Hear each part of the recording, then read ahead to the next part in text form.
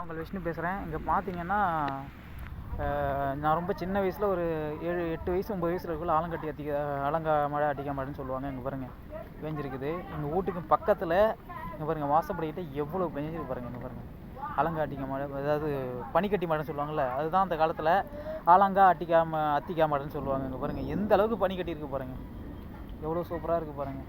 பாருங்கள் விபஸ், இது செம்மையாக இருக்குங்க பாருங்கள். இது பாருங்கள் இன்றைக்கி பேஞ்சிருக்குது. நான் சின்ன வயசில் ஒரு 8 வயசில் 9 வயசில் பார்த்துருப்பேன்னு நினைக்கிறேன். இப்போ இந்த வயசில் பேஞ்சிருக்குது பாருங்கள். எந்த அளவுக்கு இருக்குது பாருங்கள், என்னுடைய தாக்கம் அப்படி இருக்கும் பாருங்கள். பாருங்கள் எந்த அளவுக்கு பேஞ்சிருக்கு பாருங்கள். அதுவும் பங்குனி மாதத்தில் பேஞ்சிருக்குது. ரொம்ப ஆச்சரியமாக இருக்குது. அதுவும் முருகருக்கு உகந்த நாள், முருகருக்கு உகந்த மாதம் பங்குனி மாதம் பேஞ்சிருக்கிறதுல ரொம்ப சிறப்புன்னு நான் நினைக்கிறேன்.